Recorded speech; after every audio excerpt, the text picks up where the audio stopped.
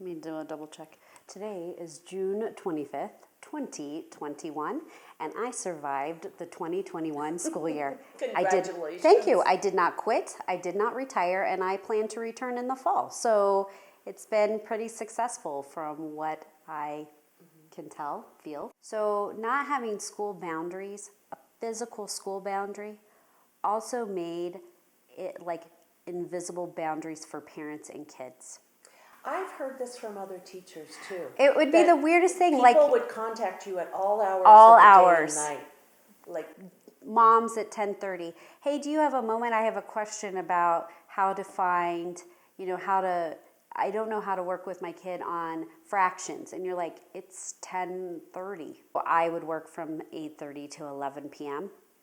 And so I would be online, like preparing or grading or communicating or whatever. Not necessarily with parents, but I would get like a message through chat from a kid that say, I'm having issues with this paragraph. Can you help me? And it's like 10:22.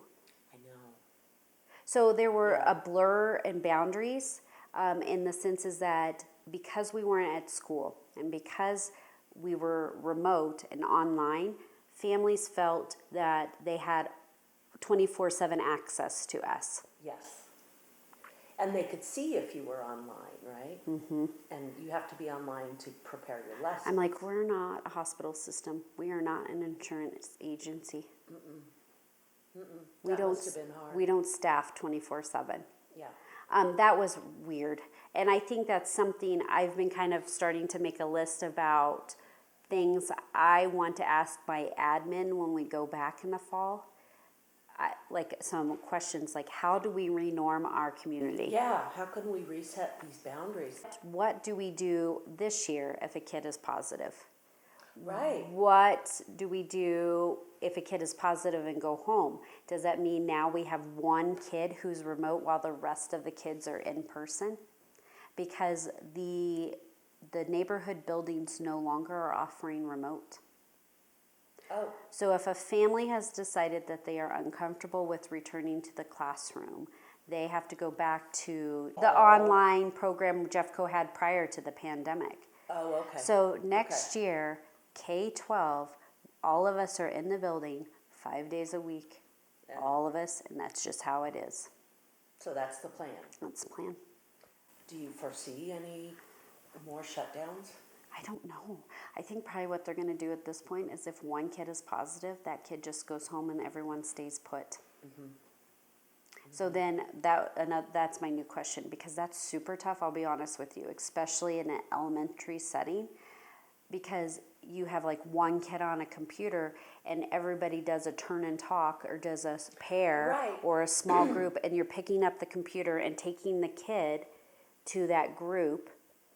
Right, and then you've got your camera, then you have to move it back and you have to make sure that their camera sees your projection. They can hear you, they can see you, right? That's actually what happened to us third trimester. We had a lot of kids who got sent home just one at a time, and sometimes it didn't work for them, the in-person kiddos, to be in the remote class, especially towards the end of the year. And so I would have like 2 computers set up and the rest of the kids around. It was the weirdest thing. Yeah, like the student is this computer that you're carrying Thank around. goodness I had a spare computer. Yeah. Right. And so those are other things about renorming. So for example, kids would be sick, or kids, families, especially into second trimester, beginning of third trimester, families started vacationing again or going places again. And they would say things like, so can so-and-so just join you remotely while we're in Florida? And that's more work for you, and right? So that's a conversation. What are we doing? Because now families just assume they've got a computer that I can connect to them remotely wherever they are. So like we would have a kid who just didn't want to come into school, so the mom would be like, so can so-and-so just join you today? He doesn't want to come into school today. And so we have to reestablish those boundaries.